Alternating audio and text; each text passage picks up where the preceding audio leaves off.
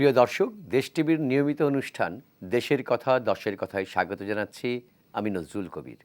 আপনারা জানেন আমরা এই অনুষ্ঠানে সমকালীন বিভিন্ন বিষয় নিয়ে খোলামেলা আলোচনা করে থাকি।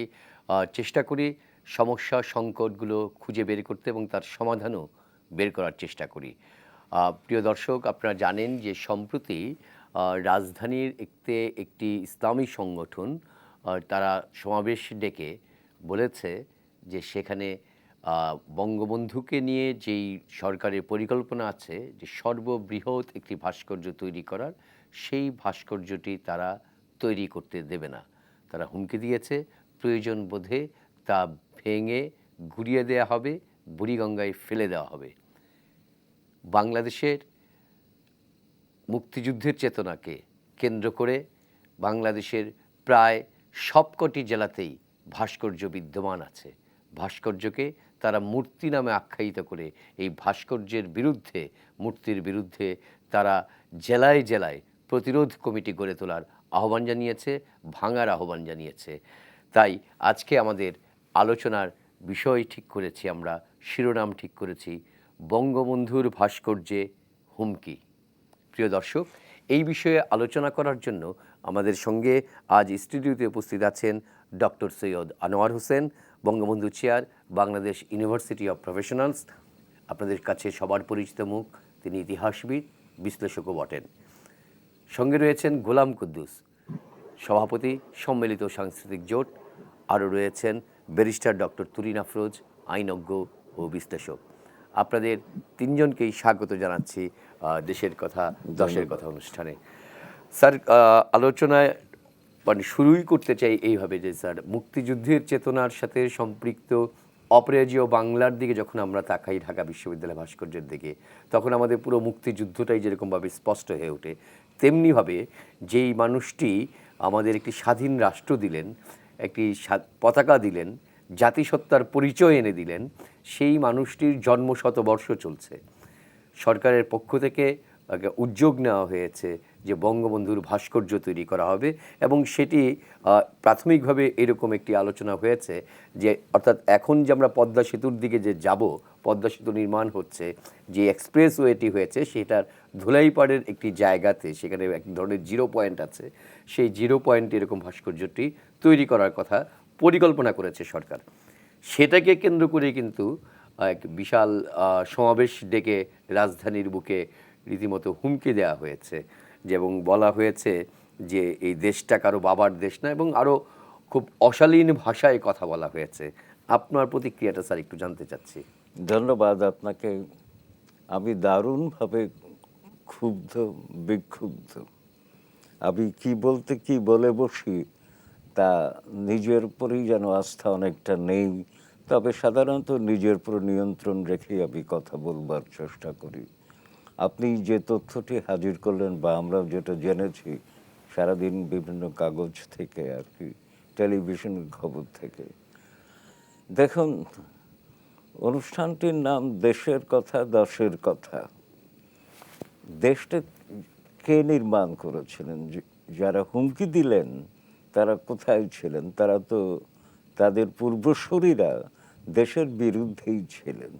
কাজেই যে দেশের বিরুদ্ধে তারা ছিলেন সে দেশে তাদের বসবাসের বা নাগরিকত্বের কোনো অধিকার আছে বলে আমি বিশ্বাস করি না। যদি তারা থাকেন, নাগরিকত্ব উপভোগ করতে থাকেন, সেটা এদেশের বদান্যতা আমি বলবো। তো যাকে এখন ভাস্কর্য শব্দটি তারা বোঝেন না, মূর্তিও শব্দটি তারা বুঝেন না। ইসলাম কতটুকু বুঝেছেন তা নিয়ে আমার সন্দেহ আছে। কবি নজরুলের কথা আছে, ইসলাম সে তো পরশ মানিক, কে পেয়েছে তারে খুঁজি। যারা ইসলামী তথাকথিত ইসলামের ধ্বজাধারী, তারা যে ইসলামটাকে ডুবাচ্ছে এই কথাটা তারা একটু অনুভব করবার চেষ্টা করবেন। তার কারণ হচ্ছে ইসলামের ভিত্তি হচ্ছে পবিত্র কোরআন। হাদিসও আছে, তবে অনেক হাদিসই বাতিল হয়ে যাচ্ছে আজকাল। কোরআনটিকে গুরুত্ব দেওয়া হচ্ছে।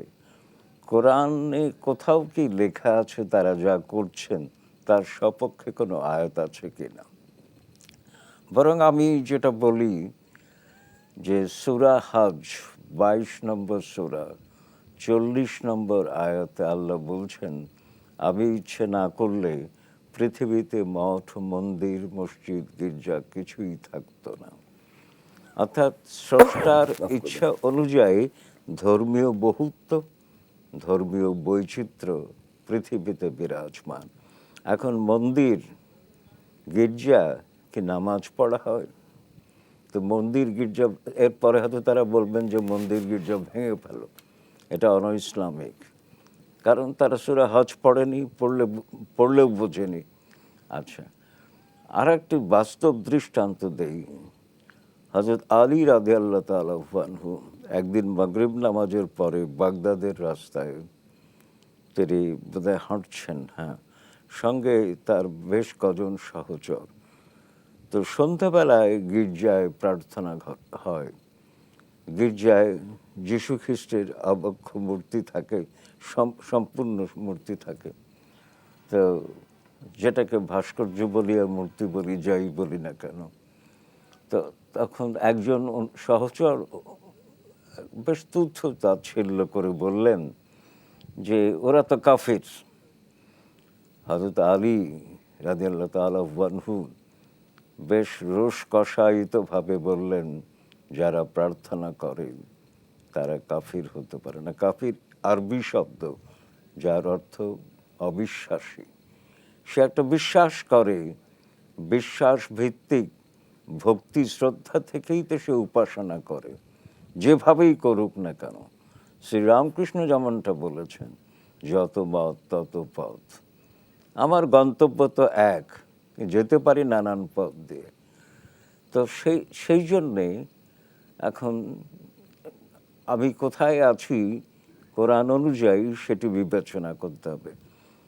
বিবি আয়েশা তো ছোটবেলায় বিয়ে হয়েছিল, তিনি পুতুল নিয়ে এসেছিলেন বেশ কিছু। পৃথিবীর সব সভ্যতায় পুতুল পাওয়া গেছে। তো পুতুল নিয়ে খেলছিলেন, তো বেশ কজন রুষ্ট হয়ে পুতুলগুলো ভাঙতে যাচ্ছিল। নবী করিম সাল্লাল্লাহু আলাইহি ওয়াসাল্লাম নিষেধ করলেন, ভাঙবে না। এমনকি মক্কা বিজয়ের পর সেই কাবা ঘরে যে 360টি মূর্তি ছিল, সেটাও নবীজি ভাঙতে দেননি। তো এরা ভাঙে কি করে? ইসলামের ইতিহাস, স্যার, তারা উদাহরণ দিয়েছে যে তারা যখন আমাদের বিমানবন্দরের সামনের যে চৌরাস্তাটি আছে, সেই চৌরাস্তার মোড়ে সেখানে আমাদের লালন লালন শাহকে বলে, সেখানে লালন শাহ বলবো যে লালন শাহর আবক্ষ মূর্তি, সেখানে আবক্ষ নিয়ে একটি ভাস্কর্য তৈরির পরিকল্পনা ছিল, সেটাকে কিন্তু ভেঙে দেওয়া হয়েছে। এবং পরবর্তীতে বাধ্য করা হয়েছে সেখানে আল্লাহু লেখা ক্যালিওগ্রাফি প্রতিস্থাপন করতে। আমি যে জায়গাটা স্যার আপনার কাছে আসতে চাই, তার আগে একটা ছোট্ট মন্তব্য নিতে চাই, কারণ আমরা লক্ষ্য করেছি যে এখন পর্যন্ত দুজন মন্ত্রী কথা বলেছেন সরকারের এই ঘটনার পরে।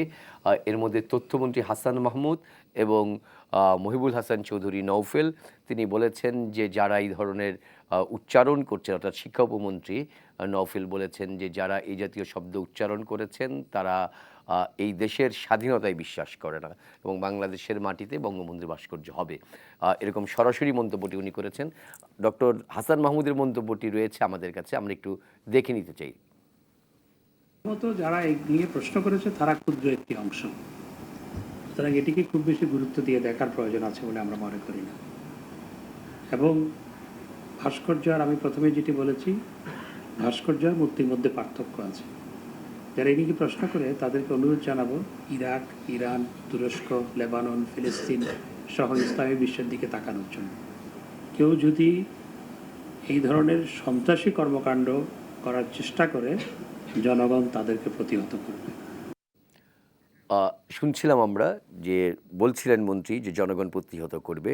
স্যার, আপনার কাছে আসবো আবার। আমি একটু সম্মিলিত সাংস্কৃতিক জোটের সভাপতি গোলাম কুদ্দুসের কাছে যেতে চাই।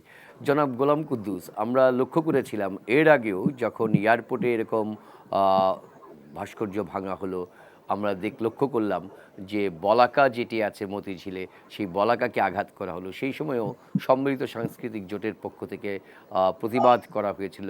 আমরা দেখেছি যে হাইকোর্টের এথেনাকে সরিয়ে নিতে বাধ্য করা হয়েছিল, যেখানে যেই ভাস্কর্যটি ছিল, যেটি হচ্ছে আইনের দেবীর যে ভাস্কর্যটি ছিল। আমরা সেই কারণে আপনার কাছ থেকে জানতে চাচ্ছি যে সম্মিলিত সাংস্কৃতিক জোট সহ কোনো সংগঠনকেই এই ধরনের ধৃষ্টতাপূর্ণ বক্তব্যের পরেও ঠিক সোচ্চার হতে দেখছি না, কারণটা কি? প্রথমত সোচ্চার হওয়ার সময় এখনো শেষ হয়ে যায়নি। এই যে আপনাদের চ্যানেলে প্রথম আমার জানা মতে একটি টক শো আয়োজন করা হয়েছে। অন্য কোনো চ্যানেলে আমি এখনো পর্যন্ত এই বিষয়ে কোনো টক শো দেখিনি। কোন রাজনৈতিক দলের কোনো প্রতিক্রিয়া এখনো দেখিনি। সরকারি দল বলি, সরকারি দলের মন্ত্রী হয়তো প্রতিক্রিয়া দেখিয়েছেন 2 জন, কিন্তু যাদের আনুষ্ঠানিকভাবে প্রতিক্রিয়া ব্যক্ত করার দায়িত্ব, তাদের কোনো প্রতিক্রিয়া দেখিনি। কোন রাজনৈতিক দল, ডান বাম, সরকারি বেসরকারি, কেউ কোনো প্রতিক্রিয়া দেয়নি। না, এখানে বোধহয় কুদ্দুস ভাই আপনাকে একটু বলি, ঘটনার পরের দিন 14 দলের শরিক অন্যতম জাতীয় সমাজতান্ত্রিক দল জাসদ, হাসানুল হক ইনু নেতৃত্বের যে জাসদ, সেই জাসদের পক্ষ থেকে একটি বিবৃতি দিয়ে বলা হয়েছিল যে এই ধরনের কিছুটা সরকারকে দায়ী করা হয়েছিল যে এই ধরনের সাম্প্রদায়িক শক্তিকে আশকারা দেওয়ার কারণে আজকে তারা এত বড় ধৃষ্টতাপূর্ণ উচ্চারণ করতে পেরেছে। সেটা হয়তো হতে পারে, কিন্তু সেটি গণমাধ্যমে এত ছোট আকারে এসছে যেটা আমাদের দৃষ্টিতেও পড়েনি। কিন্তু আপনি বললেন 14 দলের একটি শরিক দল, কিন্তু 14 দলের কোনো বিবৃতি আসেনি। ছাত্র সংগঠনগুলোর কোনো বিবৃতি আমি দেখিনি। কিন্তু আমাদের তো এখন আসেনি, সেটা আপনি বলেছেন যথার্থ। কিন্তু আমরা এটা নিয়ে কথা বলছি আমাদের নিজেদের মধ্যে, যে এটিকে, যেটা মাননীয় তথ্যমন্ত্রী হালকাভাবে দেখছেন, আমরা বিষয়টিকে হালকাভাবে দেখছি না। যারা বঙ্গবন্ধুর জন্মশতবর্ষ, সেই সময়ে স্বাধীনতার সুবর্ণ জয়ন্তী আমাদের সামনে, সেই সময় তারা যখন হাজার হাজার লোকের এক বিশাল সমাবেশে এ ধরনের অধ্যত্বপূর্ণ বক্তব্য দিতে পারে, এবং আমরা এই ধরনের বক্তব্যের অতীত ইতিহাসটাও বিভিন্ন সময় দেখেছি, এটাকে হালকাভাবে নেয়ার কোনো সুযোগ আছে বলে আমি মনে করি না। আর যেটি আমাদের শ্রদ্ধেয় সৈয়দ আনোয়ার হোসেন স্যার বলেছেন ভাস্কর্য বিষয়ে, আমি তার এই বক্তব্যের সাথে সম্পূর্ণ একমত। কিন্তু আমার কাছে আমি অত্যন্ত বিস্মিত এই কারণে বলছি যে যারা ইসলামের নামে, ধর্মের নামে এই কথাগুলো বলছেন ভাস্কর্যকে, বাংলাদেশ তো পৃথিবীর একমাত্র মুসলিম প্রধান রাষ্ট্র নয়। বহু রাষ্ট্র আছে, যে সমস্ত রাষ্ট্র ইসলামিক রাষ্ট্র হিসেবে পরিচিতি লাভ করেছে। অধিকাংশ জনগণ সৌদি আরব, ইরান, তুরস্ক, মালয়েশিয়া, ইরাক, সিরিয়া ধরে শুরু করে আবুধাবি, সমস্ত মুসলিম কান্ট্রি গুলোতে, সেগুলোতে কি ভাস্কর্য আছে কিনা?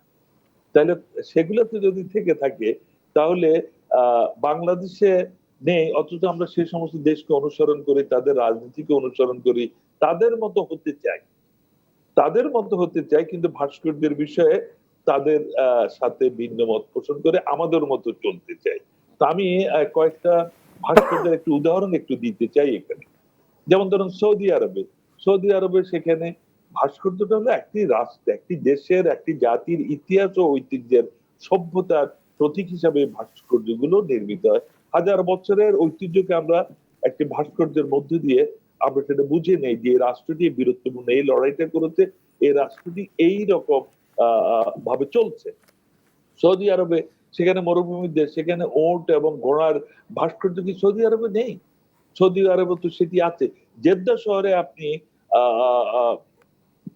আপনি মুষ্টিবদ্ধ হাত, মানব চোখ, এগুলার ভাস্কর্য সেখানে আছে।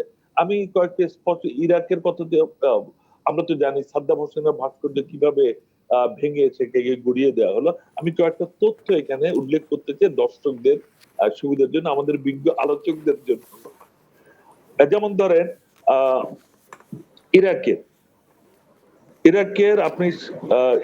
ইরাকের বাগদাদ শহরের শাহজাদি স্কোয়ারে রয়েছে আরব্য উপন্যাসের প্রধান চরিত্র শাহেরজাদি ও রাজা শাহরিয়ারের ভাস্কর্য।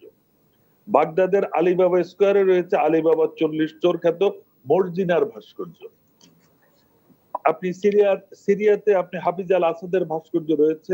আপনি সেখানে বীর মুসলিম সেনাপতি সালাদিনের স্মরণে দামেস্ক শহরে রয়েছে স্ট্যাচু অফ সালাদিন। আপনার ইন্দোনেশিয়াতে বালি এবং আহ, আহ, ইন্দোনেশিয়ার রাজধানীতে দু জায়গাতে অসংখ্য ভাস্কর্য, বিশেষ করে বালি দ্বীপপুঞ্জে বালি শহরে ভাস্কর্যের সংখ্যা অনেক বেশি। আপনি ইরানে আয়াতুল্লাহ রুহুল্লাহ খোমেনি, যিনি ইসলামী আন্দোলনের জন্য নেতৃত্ব দিতেন, তার নামে তো তারই তো ভাস্কর্য রয়েছে সেই ইরানে। ইরানে যদি আপনি তেহরানের ফেরদৌসি স্কয়ারে মহাকবি ফেরদৌসির ভাস্কর্য রয়েছে, ইরানের হামাদানে ইবনে সিনার ভাস্কর্য, ইরানে ওমর খৈয়াম কবি হাফিজের ভাস্কর্য রয়েছে। কাজেই আপনি ইসলামিক প্রধান দেশগুলোতে যেখানে ইসলামী শাসন বহাল আছে সেখানেই তো ভাস্কর্য আমরা দেখছি। আপনি পাকিস্তানের লাহোরের বাদশাহী মসজিদের সামনে মেরি মাতার ভাস্কর্য রয়েছে। আপনি এটা কল্পনা করতে পারেন? পাকিস্তানের জাতির পিতা মোহাম্মদ আলী জিন্নার ভাস্কর্য রয়েছে বহু জায়গায়। আপনি এগুলো তো আছে। আপনি মালয়েশিয়াতে, রাষ্ট্রধর্ম ইসলাম মালয়েশিয়া, সেখানে মুসলমানদের কুয়ালালামপুরের দ্বিতীয় বিশ্বযুদ্ধে শহীদ হওয়া বীরদের স্মরণে 15 মিটার উঁচু ভাস্কর্য রয়েছে। প্রতীকী 7 জন বীরের প্রতিকৃতির মাধ্যমে এই ভাস্কর্য তৈরি করা হয়েছে, যেটা আমাদের ঢাকার অনেকটা রাজু ভাস্কর্যের মতো। তাহলে এই সমস্ত মুসলিম দেশে যখন ভাস্কর্য রয়েছে, সেই দেশের ইসলামী সরকার এই ভাস্কর্য গুলাকে তৈরি করেছে এবং এগুলাকে দেখভাল করছে। সেখানের কোন সরকার বা কোন মুসলিম জনগোষ্ঠী, কোন রাজনৈতিক দলের এগুলোকে অপসারণের দাবি উত্থাপন করেনি। তাহলে ইসলামের মর্মবাণী, আমাদের পবিত্র কোরআন এক ও অভিন্ন। সব মুসলমান দেশের জন্য এক কোরআনকে অনুসরণ আমরা করি। এক কোন ভাস্কর্য থাকতে পারবে না। আয়াতুল্লাহ রুহুল্লাহ খোমেনির ভাস্কর্য ইরানে তৈরি হতে পারে, মোহাম্মদ আলী জিন্নার ভাস্কর্য যদি তৈরি হতে পারে, তাহলে বাংলাদেশকে যিনি প্রতিষ্ঠিত করেছিলেন, সে জাতির পিতা বঙ্গবন্ধু শেখ মুজিবুর রহমানের ভাস্কর্য ভেঙে ফেলবে, বুড়িগঙ্গাতে ফেলে দেবে, এই ধরনের অধ্যত্বপূর্ণ বক্তব্য যারা দেন, আমি মনে করি যে এটা ইসলাম রক্ষার জন্য তারা দেন না, এর পিছনে গভীর রাজনৈতিক উদ্দেশ্য রয়েছে। কাজে রাজনৈতিক উদ্দেশ্য যেখানে আছে, সেই রাজনৈতিক উদ্দেশ্যকে রাজনৈতিক শক্তি দিয়ে মোকাবেলা করতে হবে। ধন্যবাদ। আমরা সংস্কৃতি কর্মী, আমি 1 মিনিটে জি। আমরা সংস্কৃতি কর্মী, পেশাজীবী নাগরিক সমাজ আছে, আমরা নিশ্চয়ই এর বিরুদ্ধে প্রতিবাদ করব, বিক্ষোভ করব, কিন্তু সেটি যখন রাজনৈতিক উদ্দেশ্যে, আমরা একটা ভাস্কর্যের তার চরিত্র নির্মাণ কিরকম হলো, সেখানে নির্মাণ সৌন্দর্য নিয়ে আমরা কথা বলবো, কিন্তু যখন ভাস্কর্য থাকবে কি থাকবে না এটির একটি রাজনৈতিক ইস্যু হয়ে যায়, তখন রাজনীতি যারা করেন, রাজনৈতিক দলসমূহকে মুখ্য ভূমিকা পালন করতে হবে এবং আমরা তাদের ধন্যবাদ। সাথে থেকে সে লড়াই আমরা অংশগ্রহণ করবো নিশ্চয়ই। ধন্যবাদ কুদ্দুস আমি ভাই, আপনার কাছে আবার আসবো।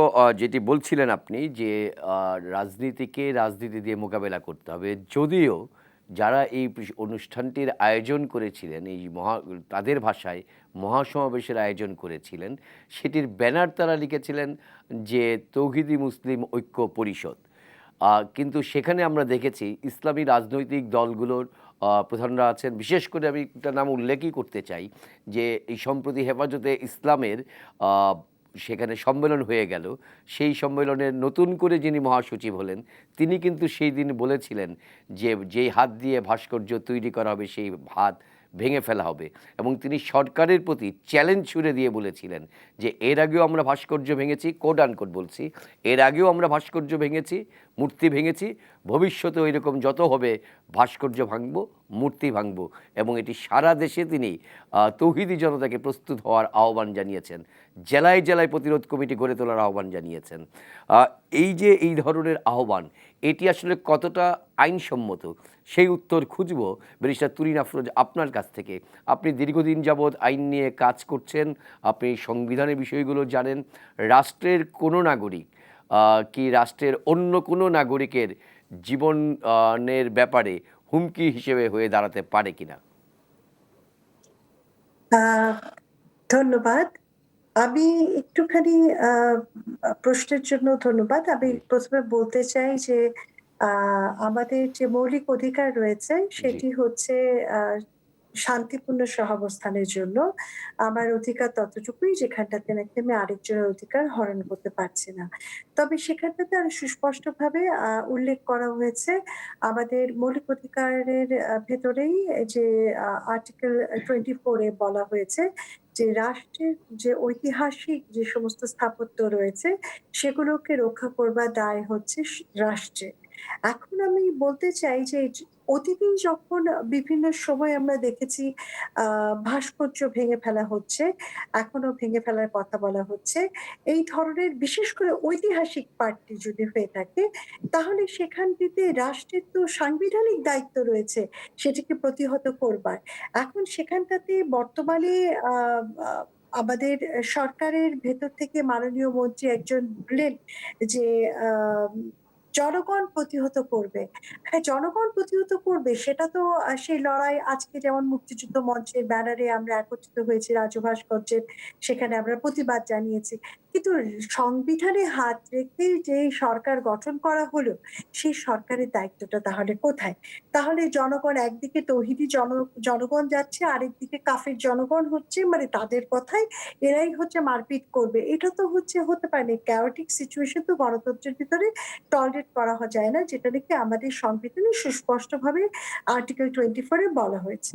একই সাথে আমি আরেকটি জায়গায় রেফার করতে চাই, সেটি হচ্ছে আমাদের ২০১৮ সালের যে ডিজিটাল নিরাপত্তা আইন রয়েছে, সেখানে সেকশন 21 এ খুব সুস্পষ্টভাবে বলা আছে, অনেক কিছু ইস্যু রয়েছে, মুক্তিযুদ্ধ ইস্যু রয়েছে। সেখানে বলা আছে জাতির পিতা বঙ্গবন্ধু শেখ মুজিবুর রহমানকে যদি কেউ অপমাননা করে, এখন কথা হচ্ছে যে এই যে আমরা বিভিন্ন হুমকি দিচ্ছি, শুনতে পাচ্ছি যে আমরা জাতির জনক বঙ্গবন্ধুর ভাস্কর্য তৈরি করতে দিব না, আমরা ভেঙে ফেলবো, বুড়িগঙ্গায় ফেলে দিব।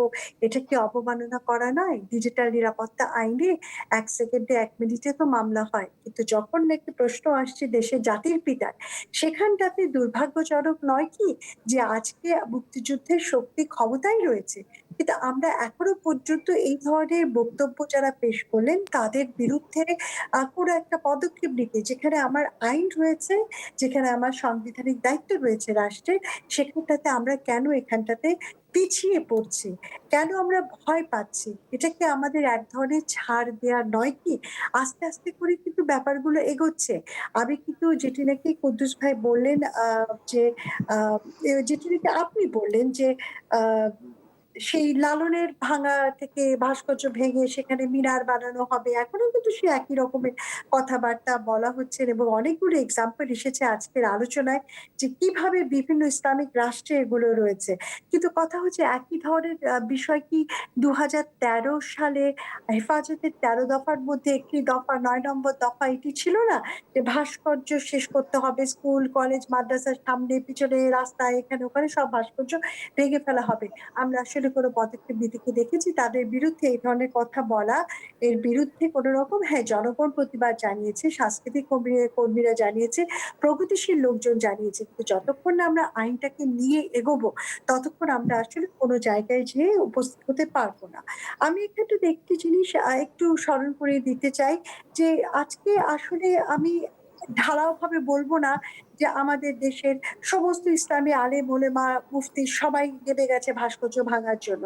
কারণ ইসলাম যদি কেউ পড়ে থাকে, কেউ যদি পবিত্র কোরআন শরীফ পড়ে থাকেন, স্যার একটু আগে আনোয়ার স্যার খুব সুন্দর করে বিভিন্ন উদাহরণ দিচ্ছিলেন যে আমাদের ইসলামের ভেতরেই কিন্তু ভাস্কর্যের কথা বলা হয়েছে, উল্লেখ রয়েছে। তা আমাদের আলেম ওলেমারা তারা কেন প্রতিবাদ করছেন না? এটা তো ইসলামের, এটা তো আন-ইসলামিক একটা ব্যাপার। ভাস্কর্য ভাঙার বিষয়টা কেন আন-ইসলামিক সেটাও আমি বলছি। সেটাও আমি যুক্তি দিচ্ছি। আমি এখানে রেফার করতে চাই সূরা সাবার ১২ এবং ১৩ নম্বর আয়াত, যেখানে পবিত্র কোরআন শরীফে বলা হয়েছে যে আল্লাহ তাআলা নির্দেশ দিলেন জিনদেরকে রাতের মধ্যে নবীজি এবং বাদশাহ সুলেমানের রাজ্যে ভাস্কর্য স্থাপন করতে হবে এমনভাবে যাতে পুরো বিশ্ব তাকিয়ে দেখে। তাহলে আমরা দেখছি স্যার এক্সাম্পল দিয়েছে বিভিন্ন গির্জা, প্যাগোডা, সেগুলোর সাথে আমি এটাকে এড করে বলতে চাই যে এই যে ভাস্কর্য স্থাপন করা হলো এবং মানে বিভিন্ন ধর্মের বাইরেও কিন্তু ভাস্কর্য স্থাপন করার কথা খোদ কোরআন শরীফে উল্লেখ করা রয়েছে। তাহলে আমাদের ইসলামী স্কলার তারা কি জেনেও না জানার ভান করছেন? নাকি এখানটাতে তারাও মনে করছেন তারা নতুন একটি ব্যাখ্যা দিবেন ইসলামের বাইরে যেয়ে, যেটি নাকি হচ্ছে একেবারেই অনাকাঙ্ক্ষিত একটি বিষয়।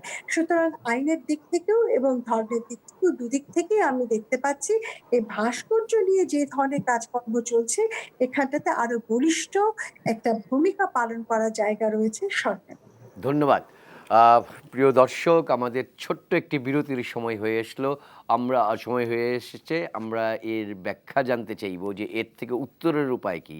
কারণ ৭১ সালে যখন মুক্তিযুদ্ধ চলছিল, তখনও এই ইসলামের ধোঁয়া তুলে, ইসলামের কথা বলে বলা হয়েছিল মুক্তিযোদ্ধাদেরকে কাফির, দুষ্কৃতকারী, তারা ইসলাম বিদ্বেষী, তারা হিন্দুদের অনুচর হিসেবে কাজ করছে। এই সমস্ত বাক্য কিন্তু সেই ৭১-ও বলা হয়েছিল। ২০১৩ সালেও যখন গণজাগরণ মঞ্চ হয়েছে, তখনও কিন্তু একই ধরনের বাক্য বলা হয়েছিল।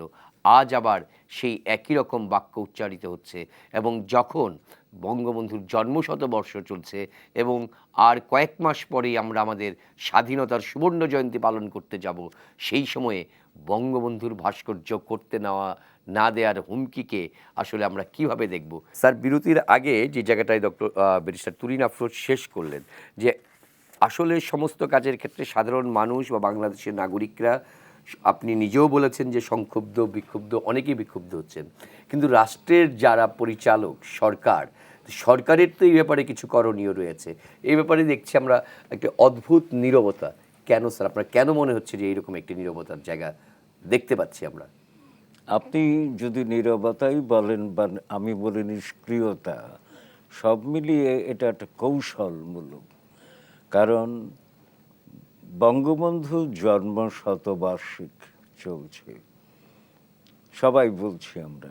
সেই সময় বঙ্গবন্ধুর প্রতি অবমাননামূলক উচ্চারণ যে সরকার সহ্য করে, সেই সরকার নিয়ে আমার মনে প্রশ্ন উঠে যায়। এই জন্যে এই বঙ্গবন্ধু 10ই জানুয়ারি 1972 দেশে ফিরে এসে রেসকোর্সে 35 মিনিটের স্বতঃস্ফূর্ত ভাষণ দিয়েছেন, নিজে কানে শুনেছি। কারো বই পড়ে শিখতে হবে না, নিজে কানে শোনা কথাটাই বিশ্বাস করব। সেখানে একটি বাক্য আছে, বাক্যটি অবশ্য সরকারিভাবে ছেঁটে ফেলা হয়েছে, কিন্তু আমার কাছে তথ্য আছে। বাংলাদেশ একটি আদর্শ রাষ্ট্র হবে যার ভিত্তি কোনো ধর্মীয় ভিত্তিক হবে না। তো সেখান থেকে কোথায় এসছে বাংলাদেশ? সংবিধানে রাষ্ট্রধর্ম আছে, আবার ধর্মনিরপেক্ষতা আছে বঙ্গবন্ধুর। তো রাষ্ট্রধর্মের বিধান ইসলাম পরিপন্থী। যদি রাষ্ট্রধর্মের বিধান ইসলামে থাকতো, নবী করিম সাল্লাল্লাহু সাল্লাম 622 থেকে 632 মদিনার একচ্ছত্র অধিপতি ছিলেন, তার মদিনার সনদেই সেটা লেখা থাকতো। কিন্তু মদিনায় হিজরত করবার আগেই তার প্রতি আল্লাহর নির্দেশ এসেছিল, লাকুম দীনুকুম ওয়ালিয়া দীন, তোমার ধর্ম তোমার কাছে, আমার ধর্ম আমার কাছে।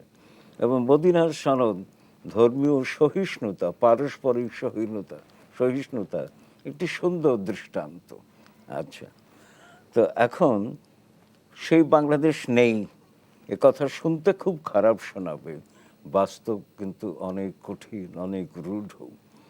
আবার দেখুন, সরকারের সঙ্গে মুক্তিযুদ্ধ বিরোধী, নারী বিদ্বেষী হেফাজতের সখ্য। আবার দেখুন, যে কওমি মাদ্রাসায় জাতীয় পতাকা ওঠে না, জাতীয় সঙ্গীত গাওয়া হয় না, বঙ্গবন্ধুকে মানে না, মুক্তিযুদ্ধকে বিশ্বাস করে না, সেখানে প্রণোদনা দেওয়া হচ্ছে কোটি কোটি টাকা।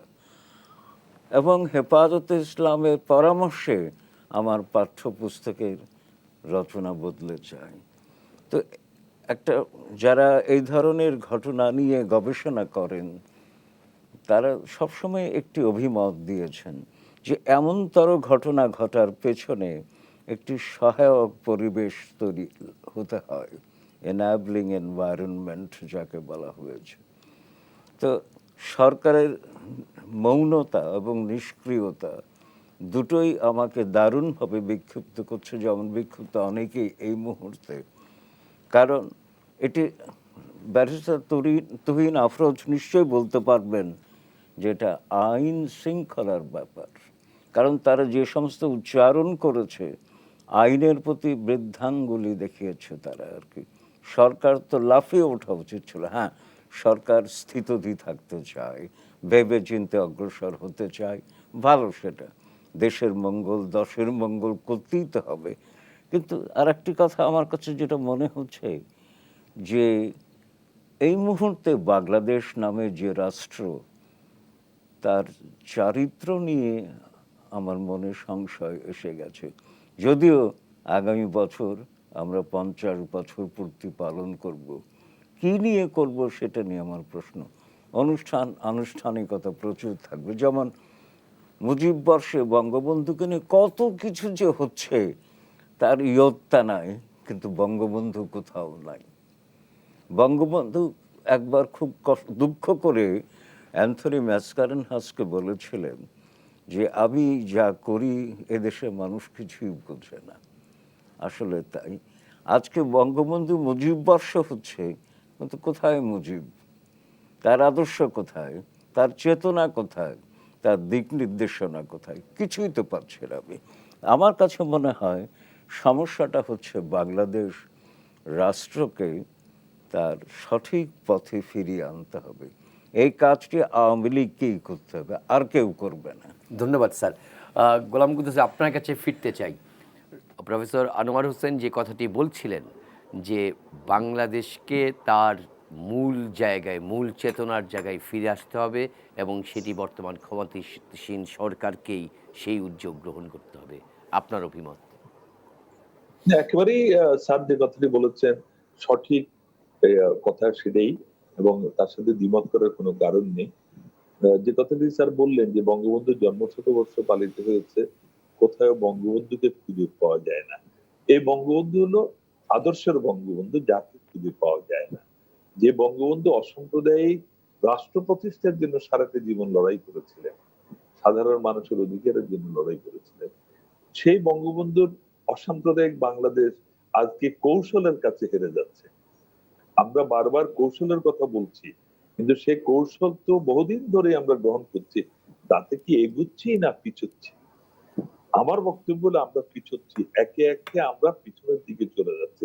একটা পর্যায়ে আর পিছনের দিকে যাওয়ার জায়গা থাকবে না, তখন আপনি ধরা পড়ে যাবেন। তো আমি মনে করি যে ধরা পড়ে যাওয়ার আগেই ঘুরে দাঁড়ানোটাই বাঞ্ছনীয়, এবং এই ঘুরে দাঁড়াতে হলে রাজনৈতিক শক্তিকেই দাঁড়াতে হবে, এবং বিশেষ করে মুক্তিযুদ্ধের আদর্শ, অসাম্প্রদায়িক চেতনায় যারা বিশ্বাস করেন, প্রগতির আদর্শে যারা বিশ্বাস করেন, তাদেরকেই ঘুরে দাঁড়াতে হবে এবং তার নেতৃত্ব দিতে হবে।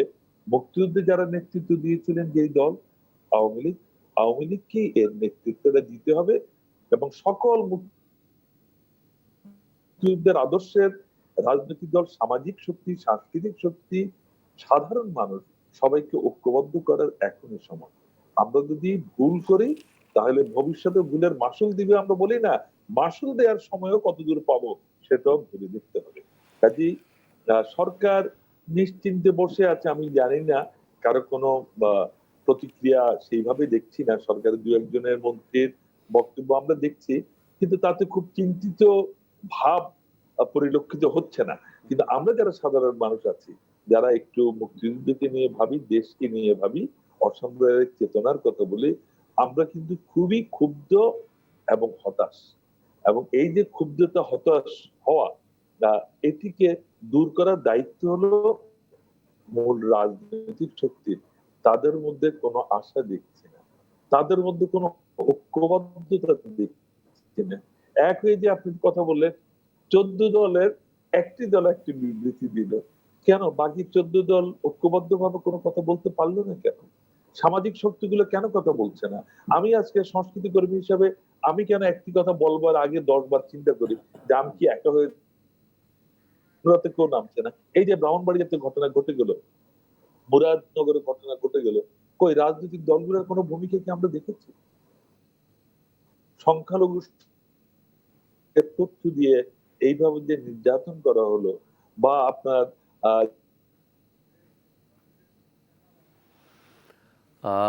জনাব গোলাম কুদ্দুস, সম্ভবত আপনার অন্তর্জাল সংযোগটি একটু ঝামেলা করছে। আমরা হয়তো আবার পুরোপুরি আপনার সংযোগটি ফিরে পেলে আবার আপনার কাছে আসবো।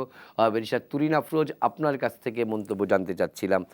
স্যার যেটি বলছিলেন যে দায়িত্বটি সরকারকেই নিতে হবে, এবং সেই কাজটি অর্থাৎ আমরা কি তাহলে গণপ্রজাতন্ত্রী বাংলাদেশ নামক যে রাষ্ট্রটি আমাদের আছে সেখান থেকে কি ধীরে ধীরে সরে যাচ্ছি ইসলামী রিপাবলিক অফ বাংলাদেশ হওয়ার দিকে? আমরা আসলে অনেকখানি সরে এসেছি। ১টি-২টি এক্সাম্পল অলরেডি আ স্যার এক্সাম্পল দিয়েছেন। আমরা আ সং সংবিধানের উপর থেকে বিসমিল্লাহির রহমানির রহিম কিন্তু সরাতে পারিনি। আমরা রাষ্ট্র ধর্মকে ব্যালেন্স করেছি আমরা বিভিন্নভাবে। আমাদের ধর্মনিরপেক্ষতাকে ফিরিয়ে এনেছি। এটাও যেমন সত্য কথা। কিন্তু সেই অর্থে ৭২ এর সংবিধানের যে স্পিরিট, সেই চেতনায় কিন্তু আমরা ফিরে যেতে পারি। সুতরাং আমাদের এই যে আ দূরত্ব, সেই দূরত্ব কিন্তু তৈরি হয়ে আছে এবং দূরত্বটা আসলে ধীরে, ধীরে আরো অনেক বেশি বেড়ে যাচ্ছে। আ একটি কথা যেটি স্যার বললেন যে সরকারকে এই দায়িত্ব নিতে হবে। হ্যাঁ, সরকারকে দায়িত্ব অবশ্যই নিতে হবে। সরকার যেমন রাষ্ট্রবিরোধী কর্মকাণ্ডের উপর নজরদারি করেন, জঙ্গিবাদের উপরে নজরদারি করেন। এগুলো খুবই সাকসেসফুল। অর্থনীতির উপর নজরদারি করেন, সবকিছুর উপর নজরদারি করেন। সেখানটাতে কিন্তু আমরা দেখি না যে ধর্মের ব্যাপারটাতে এত সংবেদনশীল একটি জায়গা যেখান থেকে আমাদের অনেক রকম অপরাধের আ জায়গা সৃষ্টি হচ্ছে, সেখানটাতে কিন্তু নজরদারি আমরা সেভাবে দেখি না। মাত্র কিছুদিন আগে আমি YouTube এ দেখলাম যে জাতীয় সঙ্গীতের প্যারোডি গান গাওয়ানো হচ্ছে কোনো একটি মাদ্রাসায়। ইস্যুটা মাদ্রাসা নয়, ইস্যুটা স্কুল নয়, কলেজ নয়। কিন্তু এটা তো একটি আমি কোনো একটি পার্টিকুলার ইনস্টিটিউটের বিরুদ্ধে বলছি না। কিন্তু আমার কথা হচ্ছে যে এই ধরনের কর্মকাণ্ড যখন হচ্ছে, তখন আসলে আমাদের সরকারি নজরদারিটা কোথায় থাকছে? এটা তো একটা বিশাল বড় একটি অপরাধ। আমার দেশে এই ধরনের একটি অপরাধ কেউ করে যাচ্ছে সেদিকে আমি কোনো কথা বলব না। যেহেতু এটা কোনো ধর্ম কোনো ভাবে আমি মনে করছি যে কোনো ধর্মীয় গোষ্ঠীকে তাদেরকে মনোক্ষুণ্ণ করতে পারে। কিন্তু এখানটাতে ইস্যুটা সেখানে হওয়া উচিত নয়, উচিত হওয়া উচিত রাষ্ট্রের ব্যাপার থেকে।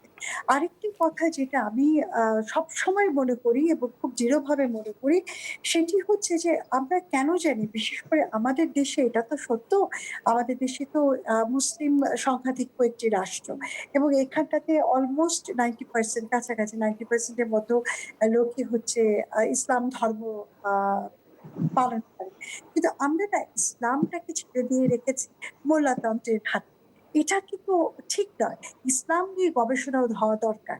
ইসলাম নিয়ে যত গবেষণা হবে, সে গবেষণা হবে, পড়ালেখা হবে, আলোকিত একটি আ জায়গা হবে চিন্তা ভাবনা করবার। তাতে করে যেটি হবে আমরা কিন্তু আমাদের যে মুক্তিযুদ্ধের চেতনা সেগুলোকে বুঝবার চেষ্টা করতে পারবো আরো বেশিভাবে। এবং আমি একটি কথা বলতে চাই জি। যে আমি যে গবেষণা করি সেটাতে আমি দেখেছি যে মুক্তিযুদ্ধের চেতনা মোটেও কিন্তু ইসলামের সাথে সাংঘর্ষিক নয়। বরং মুক্তিযুদ্ধের প্রত্যেকটি চেতনা কিন্তু ইসলামের সাথে একেবারে compatible খুবই মানে একই রকম ভাবে। এমনকি যে ধর্মনিরপেক্ষতাকে এত কথা আমরা বলি, কিন্তু ইসলামের শিক্ষা কিন্তু আছে ধর্মনিরপেক্ষতার কথাই কিন্তু বলা হয়েছে। ধর্মনিরপেক্ষ রাষ্ট্রের কথা, রাষ্ট্র ব্যবস্থার কথা বলেছেন। স্যার একটু আগে মদিনার শরতের কথা বললেন। আবু সুহেলের সাথে আমাদের মহানবীর যে চুক্তিটা হলো, সেখানটাতে কিন্তু তার মানে কি এই ইসলামিক রাষ্ট্রে যে ধর্মনিরপেক্ষ হতে পারে রাষ্ট্র ব্যবস্থা সেটি সেখানে রয়েছে। জাতীয়তাবাদের হোল কনসেপ্ট একে আমরা Islamic state, pan state, Islamic pan state এগুলো বিভিন্ন কনসেপ্ট নিয়ে আজকাল রাজনীতি করি দেশীয় এবং আন্তর্জাতিক পরিমণ্ডলে। কিন্তু এগুলো সবকিছুই কিন্তু ইসলামে বলেছে সহনশীলতা, শান্তির একটি জায়গা। তো আমার কথা হচ্ছে যে আমরা বাংলা পড়বো, ইংলিশ পড়বো, বিজ্ঞান পড়বো, সবকিছু পড়বো, আইন পড়বো, ডাক্তারি পড়বো, সব পড়বো। কিন্তু আমাদের ধর্ম নিয়েও কিন্তু পড়া দরকার। কারণ আজকে যেহেতু আমরা ধর্ম নিয়ে পড়ালেখা করছি না, আমাদের ধর্মভীরু, ধর্মান্ধ আ যে সমাজ সেখানটাতে কিন্তু এই ধর্ম ব্যবসায়ীরা তাদের মন মগজে বসতি করে নিচ্ছে। তখন ধন্যবাদ। নিজে ধন্যবাদ তুরিন সেদিকে আফরোজ। স্যার আমাদের সময় একদম শেষ হয়ে আসছে। আ এক বাক্যে স্যার আপনার কাছ থেকে শুধু একটা উত্তর জানতে চাই। যে কথাটা তুরিন আফরোজ যে জায়গাটায় শেষ করলেন যে আসলেই কি এটা শুধু মোল্লাতন্ত্র নাকি না এখানেও সেই ক্ষমতার রাজনীতি আছে? যে পলিটিক্যাল ইসলাম বলে যেই টার্মটি এখন বিদ্যমান আছে সেইরকম একটি জায়গা থেকে আসলে এত কিছু করা হচ্ছে। কারণ যারা এই অনুষ্ঠানটি যে সমাবেশটি করলেন সেই সংগঠনের যিনি উদ্যোক্তা, অন্যতম একজন উদ্যোক্তা, তিনি কিন্তু একই সঙ্গে ২০ দলীয় রাজনৈতিক জোটের শরিক দলেরও মহাসচিব এবং সম্প্রতি হেফাজতেরও মহাসচিব হয়েছেন। তাহলে কি এটি আসলে আল্টিমেট টার্গেট হচ্ছে মুক্তিযুদ্ধের পক্ষের সরকার বিরোধী আন্দোলনকেই এগিয়ে নিয়ে যাওয়া কিনা? আপনাকে ধন্যবাদ। বঙ্গবন্ধু 72 চৌঠা নভেম্বর গণপরিষদে বলেছিলেন ধর্ম অতি পবিত্র জিনিস, একে রাজনীতির হাতিয়ার হিসেবে ব্যবহার করা ঠিক নয়। তো এখন সবাই কিন্তু করছে, ক্ষমতাসীন দলও করছে, ওরাও করছে। ক্ষমতাই কিন্তু মূল বিষয়টি। আপনি যেভাবে বলতে চাইলেন আমার কাছে সেটাকে সঠিক প্রেক্ষাপট মনে হচ্ছে। একদল পরিপূর্ণভাবে ইসলামকে বিকৃত করে ধর্মান্ধ হিসেবে রাজনীতি করছে, আর একদল ক্ষমতাসীন দল রাজনীতির স্বার্থে ধর্মকে ব্যবহার করছে। সেই জন্য বলছি বঙ্গবন্ধু কোথাও নেই কিন্তু। এবং লক্ষ্য করুন যে আমার সংবিধানে হুসাইন মোহাম্মদ এরশাদ অবৈধ সামরিক স্বৈরাচারী 8ম সংশোধনীতে ইসলাম রাষ্ট্রধর্ম করল। আওয়ামী লীগ সরকার 2011-তে সম্পূর্ণ বৈধ সরকার, তারা কিন্তু আবার ওই রাষ্ট্রধর্মকে সংরক্ষণ করলো। তাদের প্রয়োজন ছিল না, প্রয়োজন ছিল ভোট পাওয়ার। ভোট ধর্মান্ধ গোষ্ঠী আওয়ামী লীগের বাক্সে কোনোদিন ভোট দেয় না। আচ্ছা, রাষ্ট্রধর্ম ইসলাম গণতন্ত্র পরিপন্থী, কারণ গণতন্ত্র বলে ধর্ম যার যার, রাষ্ট্র সবার। বঙ্গবন্ধু সেইভাবে বুঝেছিলেন। তো এখন একটি উপায় যেটা আছে, সেই সাহস থাকতে হবে সরকারের। আমার সংবিধান কিন্তু এখন একটা জগা খিচুড়ি। রাষ্ট্রধর্ম আছে, ব্যারিস্টার তুরিন আফরোজ যেভাবে বলছিলেন যে ধর্ম নিরপেক্ষতাও আছে। তাহলে কোনটা সঠিক, ধর্ম নিরপেক্ষতা না রাষ্ট্রধর্ম? দুটোই যখন এক সংবিধানে থাকে তখন তো আমি একটু ভিড়মি খেয়ে যাচ্ছি, আমি বুঝতে পারছি না যে আমি কোন দিকে যাব। তা আমার একটি কথা হলো, এই কাজটি করতে হবে সাহসের সঙ্গে। বর্তমান সরকারকেই সংবিধানকে 72-এর চেতনায় ফিরিয়ে নিতে হবে। ওটা বঙ্গবন্ধুর দেওয়া সংবিধান, এতগুলো সংশোধনীর পরে সংবিধান অবিকৃত নাই। তো এটা করতে হবে। এটা কি করতে পারবে কিনা আমি জানি না, কিন্তু এটা একমাত্র পথ মনে হচ্ছে। এবং সেই অনুযায়ী 71-এর মুক্তিযুদ্ধ করেছি ধর্ম ব্যবসায়ীদের বিরুদ্ধে এবং পাকিস্তানি এবং এদেশি দোসরদের বিরুদ্ধে। আবার কি তেমন একটা যুদ্ধের প্রয়োজন আছে কিনা আমি জানি না, কিন্তু সেই দিকে যাওয়াটা উচিত নয়। কারণ যুদ্ধ নয়, শান্তি আমরা চাই। যারা ইসলামে ধ্বজা তুলে ধরছেন তাদের কাছে আমার সবিনয় অনুরোধ, কোরআনটা পড়ুন, ইসলামকে বুঝুন, তাহলে আপনারা সঠিক পথে থাকবেন। কিন্তু আমার মনে হচ্ছে তারা বিপথে যাচ্ছেন। নবীজিকে বুঝবার চেষ্টা করুন, কোরআনকে বুঝবার চেষ্টা করুন। সরকারকে বলি আপনারা বঙ্গবন্ধুকে বুঝবার চেষ্টা করুন। ধন্যবাদ স্যার। প্রিয় দর্শক, শুনছিলেন আপনারা, আমি অনেকটা মুগ্ধতা নিয়ে স্যারের কথা শুনছিলাম। স্যার যেই বাক্যটিতে শেষ করলেন, সরকারের প্রতি আহ্বান জানালেন, বঙ্গবন্ধুকে বুঝবার চেষ্টা করুন। যেই মানুষটি এই দেশ, এই জাতি, এই রাষ্ট্র প্রতিষ্ঠায় নিজের গোটা জীবনকে বিলিয়ে দিয়ে গেছেন, আত্মবলিদান হয়েছে যার, এবং তিনি তার জীবনের শেষ রক্তবিন্দু দিয়ে এই মুক্তিযুদ্ধের স্বাধীনতাকে যে আমরা অর্জন করেছি সেই স্বাধীনতাকে রক্ষা করার চেষ্টা করে গেছেন, সেই মানুষটির নামের ভাস্কর্য নিয়ে আজ যখন অপমান হয়, সেই অপমানের সংক্ষুব্ধতা মুক্তিযোদ্ধারা যেরকম প্রতিবাদ করছে, বাংলাদেশের প্রতিটি স্বাধীন নাগরিক, সচেতন নাগরিক তার প্রতিবাদ করছে। আমরা চাই বঙ্গবন্ধুর সোনার বাংলা প্রতিষ্ঠার লক্ষ্যেই মুক্তিযুদ্ধের চেতনা বাস্তবায়ন হবে। আমরা সত্যিকার অর্থেই সেই মুক্তিযুদ্ধের 4 মূলনীতির বাংলাদেশ গড়ব। আগামী বছর থেকে আমরা সেই কাজ পূর্ণাঙ্গরূপে বাস্তবায়ন করব। সরকার যথাযথ পদক্ষেপ গ্রহণ করবে, এমন প্রত্যাশা করেই শেষ করছি আজকের দেশের কথা, দশের কথা। ভালো থাকবেন, সুস্থ থাকবেন, আর হ্যাঁ, অবশ্যই বাড়ির বাইরে গেলে মাস্ক পরে বেরোবেন। শুভরাত্রি।